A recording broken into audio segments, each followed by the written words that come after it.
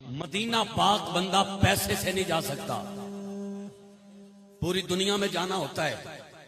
करोड़ों पति लोग देखे हैं, उम्रें बीत गई हैं, सारा जहान देखा, मदीना नहीं देखा।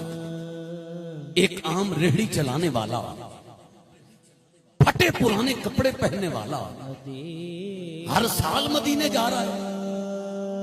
साहिबान कल विच हो रहे हासिलपुर शहर में एक महफिल पाक सजी, एक उम्रे का टिकट, हजारों का इज्तिमा, ऐलान किया गया मिंबर पे, जिसका टिकट निकलेगा महफिल में मौजूद हुआ तो ठीक, वरना उसकी पर्ची कैंसिल कर दी जाएगी। अब पर्ची उठाई गई, एक औरत का टिकट निकला, उसका नाम पुकारा गया मिंबर पे, नसीम बीबी।